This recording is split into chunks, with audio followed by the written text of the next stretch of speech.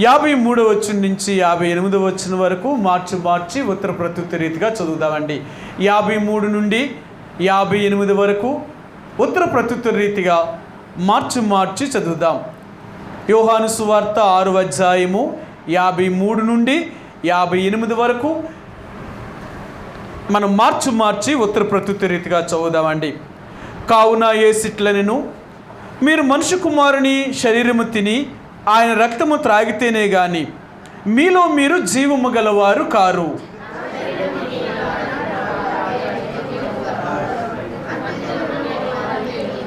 నా శరీరము నిజమైన ఆహారమును, నా రక్తము నిజమైన పానమునై ఉన్నది.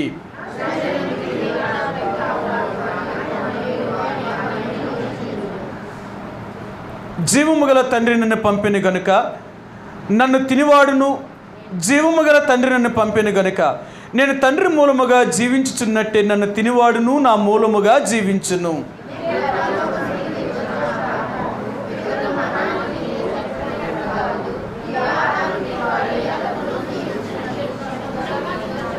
మరొక భాగాన్ని చదువుదామండి.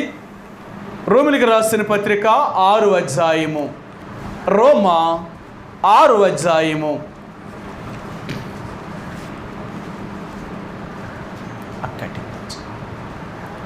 రోమిలికి రాసిన పత్రిక 6వ అధ్యాయము 11వ వచనాన్ని మనందరం కలిసి ఒక్క మాటలో చదువుదామండి. మనందరం కలిసి ఒక్క మాటలో చదువుదాం. రోమిలికి రాసిన పత్రిక 6వ అధ్యాయము 11వ వచనాన్ని మనందరం కలిసి ఒక్క మాటలో చదువుదామండి. అటువలే మీరును పాపం విషయమై మృతులుగాను దేవుని విషయమై క్రీస్తు యేసునందు సజీవులుగాను మిమ్మల్ని మీరే ఎంచుకొనుడి. ఈ ఉదయకాల సమయంలో మరి ప్రభు యొక్క రక్త మాంసంలో మనం పాలు పంపులు పొందే ముందుగా మనంగా పరిశీలన చేసుకొని యోగ్యమైన రీతిగా ప్రభు యొక్క రక్త మాంసంలో పాలు పంపులు పొందుదామండి. మరి పొందే ముందు మనం ఎలాగున్నాము అనే విషయాల్ని మరొకసారి పరిశీలన చేసుకుందాం. ఎందుకంటే ప్రభు యొక్క రక్త మాంసంలో పాలు పంపులు పొందే ముందు మనంగా యోగ్యులుగా చేసుకోకుండా ప్రభు యొక్క రక్త మాంసములో పాలు పంపులు పొందడానికి మనకు ఎటువంటి అర్హత కూడా లేదు. ప్రభు యొక్క రక్త మాంసములో పాలు పంపులు పొందాలి అంటే యోగ్యత అనేది చాలా అవసరమై ఉంటుంది. అర్హత అనేది అవసరం.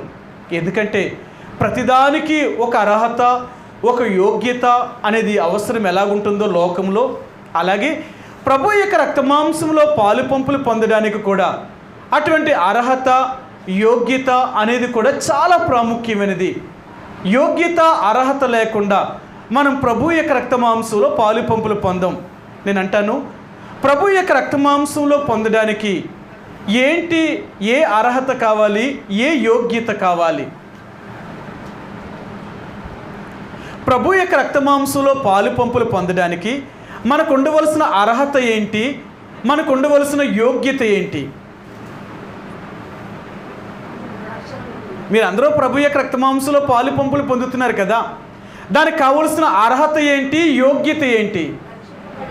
రక్షించబడిన వారై ఉండాలా, మారు మనసు యొక్క అనుభవంలోనికి వచ్చిన వారై ఉండాలా. వారు మాత్రమే ప్రభు యొక్క రక్త మాంసంలో పొందడానికి, అంటే అందులో పాలు పంపులు పొందడానికి వారికి మాత్రమే ఆ అర్హత, యోగ్యత ఉంటుంది.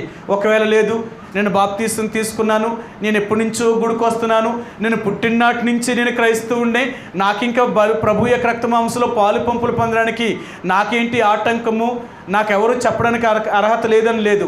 ఎందుకంటే నువ్వు మారు మనసు యొక్క అనుభవంలోనికి రాకుండా నువ్వు పుట్టిననాటి నుంచి క్రైస్తవుడివైనా, ఒకవేళ నువ్వు బాప్తీసం తీసుకున్నా, క్రమం తప్పకుండా నువ్వు మందిరానికి వస్తున్నా, ఆయనలో ఆ రక్త మాంసంలో పాలు పంపులు పొందే అర్హత, యోగ్యత మాత్రం మనకు లేదు.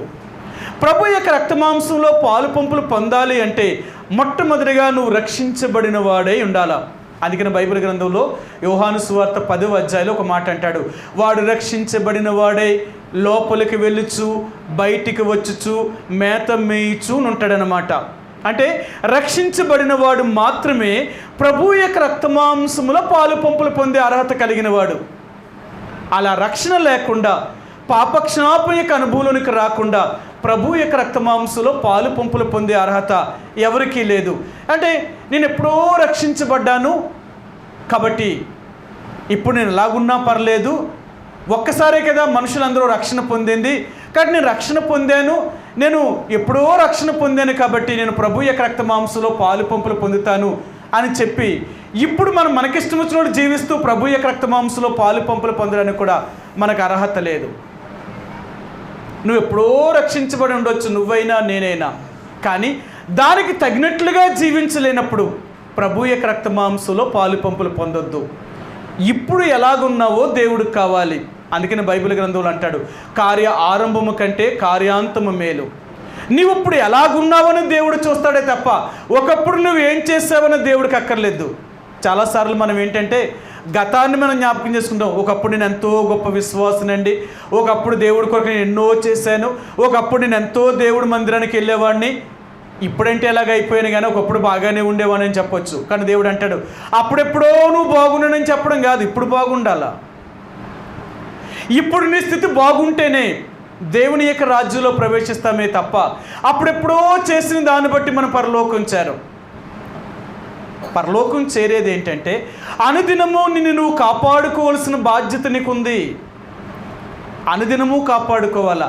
అందుకనే రక్షించబడిన దగ్గర నుంచి మనం మరణించేదాకా, సరే, మనం రక్షించబడిన దగ్గర నుంచి మరణించేదాకా ప్రభు యొక్క రక్తమాంసంలో పాలు పంపులు పొందే అర్హత మనకు కావాలి అంటే మన రక్షణను కొనసాగించుకోవలసిన వారుగా ఉంటున్నామండి.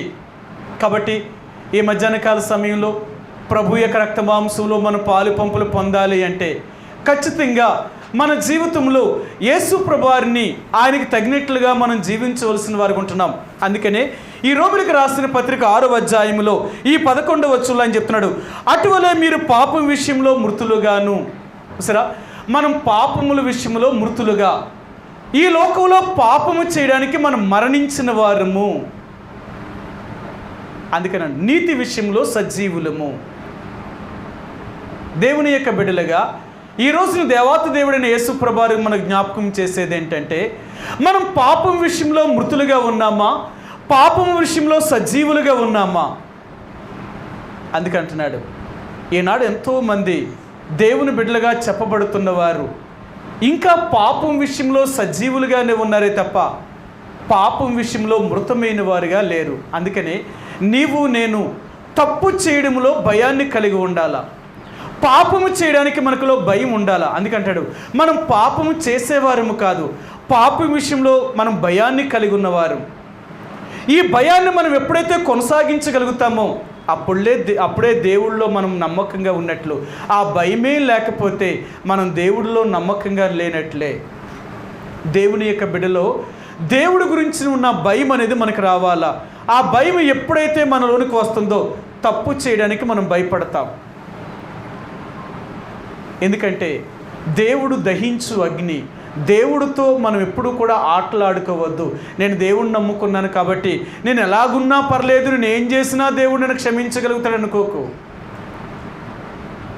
ఆయన కానీ తన ఉగ్రత, తన కోపాన్ని కానీ చూపాడు అంటే మనం ఎందుకు పనికిరాని వారు. ఇంకా దేవుడు ఎందుకు మనకు అవకాశం ఇస్తున్నాడంటే మార్పు చెందాలని ఇంకా నీ ఆశకాలను పొడిగిస్తున్నాడు దేవుడు, నీదైనా నాదైనా. కాబట్టి దేవుని యొక్క ప్రజలుగా ప్రభు యొక్క రక్తమాంసంలో పాలు పంపులు పొందే ముందు మనల్ని మనంగా చాలా పరిశుద్ధముగా పవిత్రమైన జీవితాన్ని జీవించేవారుగా ఉండాలని యేసు ప్రభువారు మనకు జ్ఞాపకం చేస్తూ వస్తున్నాడు. ఆయన చూశాను, పర్లేదు, తలుపు దిక్కు. కాబట్టి దేవుని యొక్క బిడ్డలుగా యేసు ప్రభువారు నీకు నాకు జ్ఞాపకం చేసేది ఏంటంటే మన జీవితంలో చాలా పరిశీలన అనేది చాలా అవసరమై ఉంటుంది. కాబట్టి ఈ రోజున మనకు మనంగా సజీవులుగా కనపరుచుకోవాలి. మనం నీతి విషయంలో సజీవులం, దేవుని కొరకు జీవించే విషయంలో సజీవులం. మనం ఎంతవరకు సజీవులుగా ఉన్నాం? ఈరోజు మీకు 2 సంగతులు జ్ఞాపకం చేస్తాను. యేసు ప్రభువారు సమాధిలో నుంచి తిరిగి లేచాడు, పునరుత్థానుడైన దేవుడు. ఆయన ఎందుకు లేచాడు అనే విషయాలు మనం జ్ఞాపకం చేసుకుందాం. లెగిసిన తర్వాత ఆయన 40 రోజులు భూమి మీద ఉండి 10 సార్లు తను తాను ప్రత్యక్షపరుచుకున్నాడు. ఆయన మరలా నేను సజీవుణ్ణి అని చూపించాడు. బైబిల్ గ్రంథంలో చచ్చిపోయి తిరిగి బ్రతికిన వారు అంటే పునరుత్థానుడైన వారు బైబిల్ గ్రంథంలో చాలామంది ఉన్నారు. యేసుప్రభు ఒక్కరే కాదు, ఉన్నారా లేదా?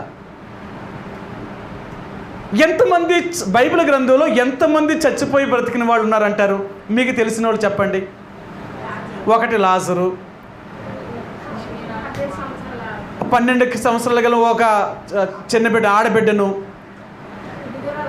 విధవరాల కొడుకుని అండి, విధవరాల కొడుకుని, ఇంకా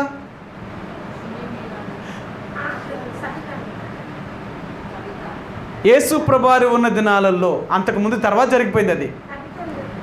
పేతురు లేపాడు. ఇంకా సరే తబితా కూడా సమాధిలో నుంచి లేచింది అంటే చచ్చిపోయిన ఆమెను మళ్ళా బతికించాడు. ఇంకా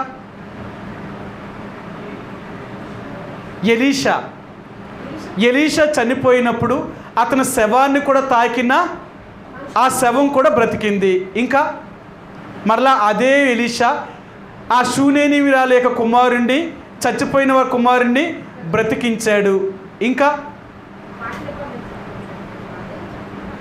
బ్రతికించాడు. ఇంకా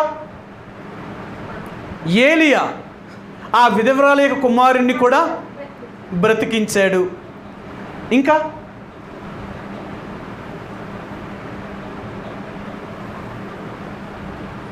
ఇంకా యేసు ప్రభువారు సమాధిలో నుంచి లేచాడు.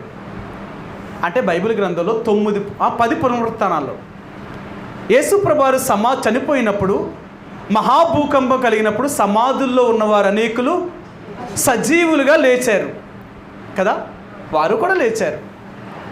ఇంతమంది బ్రతుకుండగా మరి యేసు ప్రభువారి యొక్క పునరుత్థానం గురించి ఎందుకు చెప్తున్నావు?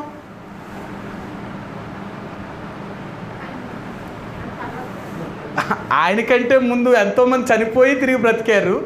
మరి ఈయన కూడా చనిపోయి బ్రతికాడు. వాళ్ళకి లేనిది గొప్ప, ఈయనకేముంది గొప్ప? ఆయన వేరొకరు లేపితే లేపారు, మరి ఈయన కూడా తండ్రే కదా లేపాడు. లేదు, సరే ఆన్సర్ రావాలి. వస్తుంది, మీకు వచ్చేస్తుంది.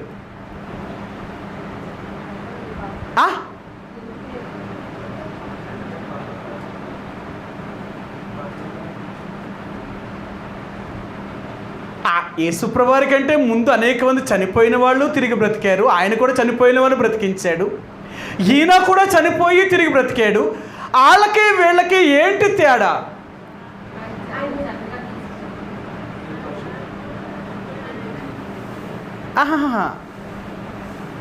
ఏంటండి? ఏంటి సిస్టర్ గారు? చెరగా పట్టుకుని పోయి మనుషులకి ఈవులను అనుగ్రహించాడు అంటున్నారు.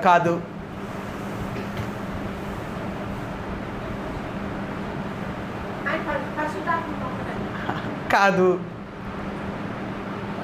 చెప్పపర్లేదు, నోట్లో మాట తప్పలేదు. చెప్పండి. యేసు ప్రభువారి కంటే ఇంకా అనేక మంది చనిపోయి తిరిగి బ్రతికారు. మరి యేసు ప్రభువారు కూడా చనిపోయి బ్రతికాడు. వాళ్ళకి లేని ఘనత ఈయనకి మాత్రమే ఎందుకు వచ్చింది ఆ ఘనత? అదండి అసలు కారణం. అసలు కారణం ఏంటో తెలుసా? వాళ్ళు బ్రతికి మరలా చచ్చిపోయారు, కానీ యేసు ప్రభు ఇక చనిపోయి తిరిగి బ్రతికిన తర్వాత ఈయన మరలా చనిపోవలేదు. ఈయన సజీవుడే. ఇంకా అది ఆయనకున్న ఘనత. అందుకన్నాడు, ఇదిగో నేను ఇప్పటికి సజీవుడును. వాళ్ళైతే మళ్ళీ బ్రతికి చచ్చిపోయారేమో, కానీ నేను చనిపోయి మళ్ళీ మళ్ళీ బ్రతికి నేను చనిపోలేదు. అదే యేసు ప్రభు వారికి ఉన్న శక్తి. ఆయన అదే సజీవుడు. ఆయనకున్న శక్తి ఏంటంటే ఒక్కసారి మరణాన్ని తిరిగి జయించాడు. మరలా మరణం చేతిలో ఓడిపోలేదు. ఇంకా ఆయన మరలా తిరిగి లేచాడు. ఆయన ఎప్పుడు ఓడిపోలేదు ఇంకా. కానీ వీళ్ళందరూ మరణాన్ని తిరిగి లేచినా వీళ్ళు మరలా మరణించారు. బైబిల్లో ఈ పునరుత్థానం అనేది 10 సార్లు జరిగింది.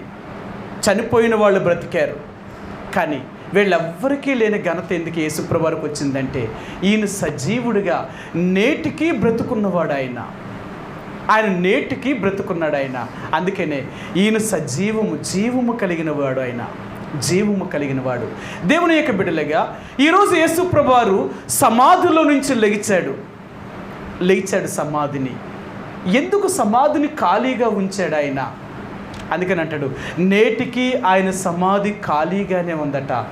ఆయన సజీవుడు అని చూపడం కొరకే ఆయన సమాధి నేటికి ఖాళీగా ఉంది. అనేక మంది సమాధులు ఉన్నాయి. ఈ లోకంలో అనేక మంది చచ్చిపోయిన వారికి సమాధులు కడుతున్నారు, కానీ ఆ సమాధులు ఎవరికి కూడా ఖాళీగా లేవు. ఏంటి అంటే చచ్చిపోయిన వారి ఎముకలతో దుర్వాసన కొడుతున్నాయి ఇప్పుడు సమాధులన్నీ కూడా. కానీ యేసు ప్రభువు వారి యొక్క సమాధి మాత్రము ఖాళీగా ఉన్న సమాధి. సరే, మీకు ఆ మాట చూపిస్తాను. మత్తయి సువార్త 23వ అధ్యాయము. మత్తయి సువార్త 23వ అధ్యాయము. మత్తయి సువార్త 23వ అధ్యాయము 27 వచ్చినవండి. 23, 27. అయ్యో వేషధారులైన శాస్త్రులారా, పరిసయ్యులారా, మీరు సున్నము కొట్టిన సమాధులను పోలి ఉన్నారు. అవి వెలుపల శృంగారముగా అగపడును గాని లోపల చచ్చిన వారి ఎముకలతో సమస్త కల్మషముతోనూ నిండి ఉన్నవి. సరే, ఇప్పుడు అందరు సమాధుల్లో ఏముందట? సమస్తమైన కల్మషమును, సమస్తమైన చచ్చిన వారి ఎముకలతోనూ కల్మషంతో నిండిపోయింది. కానీ యేసు ప్రభువు వారి యొక్క సమాధి మాత్రము కల్మషముతో కానీ ఎముకలతో కానీ లేడు. ఆయన సజీవుడిగా లేచాడు ఆయన. అందుకనే నేటికి ఆయన సమాధి ఖాళీగానే ఉంది. ప్రియ సహోదరి సోడా, ఈరోజు ప్రభు యొక్క రక్తమాంసంలో పాలు పంపులు పొందే ముందుగా ఈ సమాధిని ఖాళీ చేయబడాల. నా జీవితం అనేది మన హృదయంలో ఉన్న పాపము లేక చెడుతనాల్ని మన సమాధి నుంచి బయటికి పంపించాలండి. సమాధి ఖాళీగా ఉండాలా. మన హృదయంలో ఇంకేమితో నింపుకోకూడదు. యేసు ప్రభువారితోనే నింపుకోవాలా. అందుకని అన్నాడు, మా హృదయంలో క్రీస్తు ఉదయించగలుగుతున్నాడు. యేసు ప్రభువారు మన హృదయంలో ప్రకాశించాలట. మన హృదయంలో యేసు ప్రభువారితో నింపబడి ఉండాలా. కాబట్టి ఈ రోజున యేసు ప్రభువారిని నమ్ముకున్న నీవు నేను కూడా, ఆయన బిడ్డలుగా పిలువబడుతున్న మన అందరము కూడా యేసు ప్రభువారి చేత మన హృదయం నింపబడిందా, లేక మన సమాధి ఇంకా మనతోటే నింపబడిందా? సమస్తమైన కల్మషముతోనూ లేక కుళ్ళిపోయిన ఎముకలతోటూ చెడు జీవితాన్ని కలిగి ఇంకా మన హృదయంలో ఉందా? అందుకని అంటున్నారు, మనము ఎప్పుడైతే తిరిగి బయటికి లేచామో ఆ రోజు నుంచి మనము సువాసనగా మారిపోయాం కదా. సరే, మీకు 2 మాటలు చూపిస్తాను. ఎఫెసీయులకు రాసిన పత్రిక 5వ అధ్యాయము 1 వచ్చినవండి. కావున మీరు ప్రియులైన పిల్లల వలె ఆ దేవుని పోలి నడుచుకుని క్రీస్తు మిమ్మల్ని ప్రేమించి పరిమళ వాసనగా ఉండుటకు మన కొరకు తన్ను తానే దేవునికి అర్పణముగాను బలిగాను అప్పగించుకొనెను. మనలందరినీ యేసు ప్రభువారు పరిమళ సువాసనగా మార్చాలనుకుంటున్నాడట. పరిమళ సువాసన. అందుకని అంటున్నాడు, ఈరోజు మన హృదయములో నుండి, మనలో నుండి పరిమళ వాసన, మంచి వాసన బయటికి రావాలా. చెడు వాసన బయటికి రాకూడదు. సరే, మీకు ఈ మాట కూడా చూపిస్తాను బైబిల్ గ్రంథంలో నుంచి. అపొస్తలుడైన పౌలు కొరింథీయులకు రాసిన 2వ పత్రిక, కొరింథీయులకు రాసిన 2వ పత్రిక, క్షమించండి, మొదటి పత్రికలోనే ఉందండి. మొదటి పత్రిక, కొరింథీయులకు రాసిన మొదటి పత్రిక 4వ అధ్యాయము.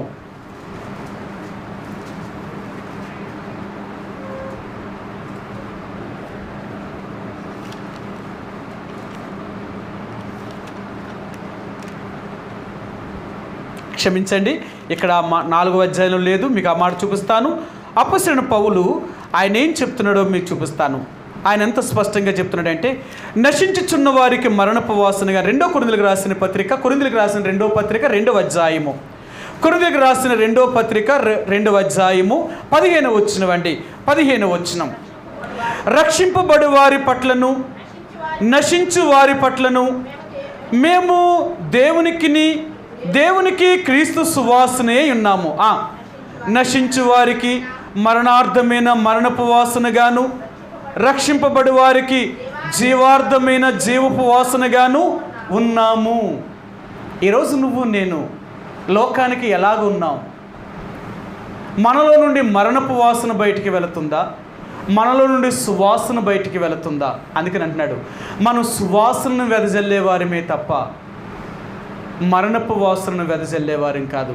అనేకులకు మనం జీవాన్ని కలిగించేవారు.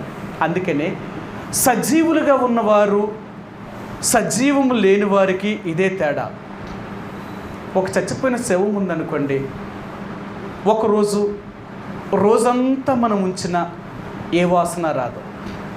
రెండో రోజు అవుతుందనుకోండి, శరీరము పాడవడానికి అవకాశం ఉంది కదా, వాసన వస్తూ ఉంటుంది. ఇక మూడో రోజు అయ్యిందనుకోండి, ఇక మనం ఎవరం కూడా దాని దగ్గర ఉండలేము. ఒకవేళ మనం ఐస్లో పెట్టి ఫ్రీజర్ బాక్స్లో పెట్టి ఉంచినా ఒకవేళ 4 రోజులు 5 రోజులు అలా ఉంచగలము. మరి లేక ఇంకా ఎక్కువ రోజులున్నా శరీరం పాడవకుండా కొంతకాలమే దాన్ని దాయగలరు. కానీ ఒకవేళ ఎప్పటికైనా శరీరం పాడైపోతుంది, అది దుర్వాసన కొట్టేదే. అందుకని అన్నాడు, రక్షించబడిన నీవు నేను కూడా మన హృదయములో నుండి సువాసనను వెదజల్లేవారు. ఒకవేళ ఆత్మీయంగా మనం చచ్చిన వారమైతే మన యొక్క చెడు కార్యములే మన గురించి సాక్ష్యం ఇస్తాయి. మీకు ఒక మాట జ్ఞాపకం చేస్తాను. ఏంటంటే, యోహాను సువార్త 2వ అధ్యాయములో నీళ్లను దేవుడు ద్రాక్షారసంగా మార్చాడు, నీరుని దేవుడు ద్రాక్షారసంగా మార్చాడట. నీరుకి 3 గుణాలు లేవు. 1 రంగు, 2 రుచి, 3 వాసన. రంగు, రుచి, వాసన లేని ఈ నీళ్లను దేవుడు రంగు, రుచి, వాసన కలిగించిన దానిగా చేశాడు. ఎప్పుడైతే నీళ్లను ద్రాక్షారసంగా మార్చాడో ఆ నీళ్లు త్రాగిన వారు, ఆ ద్రాక్షారసం త్రాగిన వారు అందరూ చెప్పారు, అయ్యా ఇంత మంచి రసము ఎప్పుడు మేము తాగలేదు. ఇంతకు ముందు నువ్వు పోసిన రసం జబ్బు రసము, ఇప్పుడు వెనకాల పోసిందే మంచి రసము అన్నారు. ఈ రోజున దేవుడు చూపించేది ఏంటంటే, నా జీవితం మారింది అంటే ఇలాగ మారాలా. మన రంగు అంటే మన వేషధారణ మారాలా, మన పై రూపం మారాలా. రెండవది దాని గుణం మారాలా. అర్థమైందా? అంటే రుచి అనేది గుణాన్ని చూపిస్తుంది, మన గుణం మారాలా. నీ పై వేషధారణ అంటే నీ పై రూపము, నీ గుణము మారిందనుకోండి, నువ్వు ఎక్కడికి వెళ్ళినా నీ గురించి మంచిగా సాక్ష్యం చెప్తారు. సాక్ష్యం ఎలాగొస్తుందో తెలుసా? మంచి పేరు ఎలా కలుగుతుందట? మంచి పనులు చేస్తే. మంచి పనులు ఎవరు చేయగలుగుతారు? మంచి వాళ్ళే చేయగలుగుతారు. అర్థమైందా? మంచివాళ్ళు మంచి కార్యాలే చేయగలుగుతారు, చెడ్డవారు చెడు కార్యాలే చేయగలుగుతారు. కానీ యేసు ప్రభువారిని అంగీకరించిన తర్వాత మనం మంచివారుగా చేయబడ్డాం కాబట్టి మంచివారందరూ కూడా మంచి కార్యాలు చేయగలుగుతారు. వీళ్ళు మంచి కార్యాలు చేసినప్పుడల్లా వీరిలో నుంచి సువాసన బయటకు వచ్చేస్తుంది. నువ్వు చెప్పక్కరద్దు, నువ్వు మంచివాడువా చెడ్డవాడువా అనేది నీ స్వభావాన్ని బట్టి చెప్తారు. ఎక్కడికి వెళ్ళినా నీ గురించి అదే మాట చెప్తారు. కారణం ఏంటో తెలుసా? నువ్వు మంచి క్రియలను చేస్తున్నప్పుడు నీ గురించి చెడుగా ఎందుకు మాట్లాడుకుంటారు? నువ్వు మంచివాడువైతే మంచిగానే చెప్తారు. కాబట్టి ఈ రోజున దేవుని యొక్క బిడ్డలుగా మనం ఎలాగ జీవిస్తున్నాం, మనం యేసు ప్రభువారిలో ఎలాగున్నాం, రక్షించబడ్డామని చెప్పుకుంటూ మనం పరిమళ వాసనగా చేయబడుతున్నామా? మనలో ఉన్న క్రీస్తుని సువాసనను చూపించగలుగుతున్నామా? వెదజల్లుతున్నామా? ఒకవేళ అలాగూ చేయకపోతే మనం దేవుని యొక్క రాజ్యములోనికి ప్రవేశించలేము. అంతేకాదు, ప్రభు యొక్క రక్తమాంసంలో కూడా పాలు పంపులు పొందే అర్హత మనకు లేదు. కాబట్టి ఈ మధ్యాహ్నకాల ఉదయకాల సమయంలో ప్రభు యొక్క రక్తమాంసంలో పాలు పంపులు పొందే ముందుగా మనం ఎలాగున్నాం? రక్షించబడ్డామని చెప్పుకుంటున్న మనలో నుంచి దుర్వాసన బయటికి వెళుతుందా? మంచి వాసన బయటికి వెళుతుందా? మనం మంచి కార్యములు చేయగలుగుతున్నామా? చెడు కార్యములు చేయగలుగుతున్నామా? అందుకని అంటాడు, మనం మంచి కార్యములు చేయడానికే మనం బలపరుచుకోవాలి తప్ప చెడు కార్యములు చేసేవారు మనం కాము, ఎప్పటికీ కాము. రక్షించబడిన దేవుని యొక్క బిడ్డ అనేవారు ఎప్పుడూ చెడు కార్యములు చేయడానికి ప్రయత్నించకూడదు. ఒకవేళ అలాగూ చేస్తే మనం పోగొట్టుకునేది దేవుని యొక్క రాజ్యాన్ని పోగొట్టుకుంటున్నాం. మనం అనుకుంటున్నాం ఈ లోకంలో ఏది పోగొట్టుకున్నా పర్లేదు, కానీ దేవుని రాజ్యాన్నే కానీ పోగొట్టుకున్నామంటే మనంత దరిద్రులు ఇంకెవరు కూడా ఉండరన్నమాట. అందుకని ఈ లోకంలో మనం ఏమి పోగొట్టుకున్నా పర్లేదు, కానీ దేవుని రాజ్యాన్ని పోగొట్టుకోము. అందుకని మనం దేవుని రాజ్యాన్ని పోగొట్టుకోవడం కొరకు ఈ లోకంలో ఉన్న దేన్నైనా కోల్పోతాం. మనం ఏది కోల్పోతాం తెలుసు? ఇంకా అవసరమైతే మన ప్రాణాన్నైనా దేవుడి కొరకు అర్పణముగా ఇచ్చేస్తాం. ప్రభువా, నేను బ్రతకడం వల్ల ఉపయోగం లేదు, నేను బ్రతికి నరకానికి పోయే కంటే చచ్చి నీ రాజ్యానికి చేరతాను అంటే ఈరోజే చనిపోవడానికి కూడా ఇష్టపడతాను నేను నీ కొరకు. అందుకని అంటున్నాడు, అనేకులు తమ ఆస్తిని కోల్పోయారు, అనేకులు తన ప్రాణాన్ని కోల్పోయారు. ఎబ్రీలకు రాసిన పత్రిక 11వ అధ్యాయంలో మనం చూస్తే విశ్వాస వీరులు బ్రతకడం కంటే చావునే వారు కోరుకున్నారు. ఎందుకు వారు చావును కోరుకున్నారు అంటే దేవుని యొక్క రాజ్యమునకు వెళ్ళడం కొరకు. లోకంలో బ్రతకాలని కాదు. మనందరం ఎలా బ్రతుకుతాం తెలుసా? లోకంలో మన బ్రతకంతా ఈ లోకంలో ఉండగానే మనం సంపాదించుకుని సుఖపడాలంటే ఇక్కడే మనం బ్రతకాలి కాబట్టి అని ఈ లోకం కోసం మనం బ్రతుకుతున్నాం. కానీ దేవుణ్ణి దుఃఖపెట్టి నరకానికి పోయే పరిస్థితులు తీసుకెళ్తున్నాం. అందుకనే ఒకవేళ దేవుణ్ణి బాధ పెట్టే పరిస్థితులే కానీ మన జీవితంలోకి అనుమతిస్తే మనం ఈ భూమి మీద ఉండకూడదు. మనం ఏమని ప్రార్థన చేసుకోవాలో తెలుసా? ప్రభువా, ఒకవేళ నీకు వ్యతిరేకంగా కానీ నీకు ఎప్పుడైనా నేను దూరమయ్యే పరిస్థితులు నా జీవితంలోకి వస్తే అది రాకముందే నన్ను ఈ లోకంలో నుంచి నన్ను తీసుకుపో. ఈయన ఆ పరిస్థితి నాకు రాకముందే తీసుకెళ్ళిపో. నేను ఒకసారి విన్నాను అన్నమాట. ప్రతి భార్య అనంట ఆమె ఎలాంటి మరణాన్ని కోరుకుంటుందట తెలుసా? మీ అందరికీ తెలుసు కదా. భర్త ఉండగానే భార్యే ముందు మరణించాలనుకుంటుందట. ఎందుకు?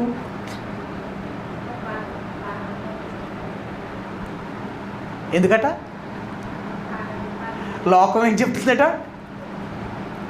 ఆమె ఏదో పవిత్రురాలుగా వెళ్ళిపోతున్నట్టట. కానీ తప్పది. ఏదో చెప్తున్నారు అంతే.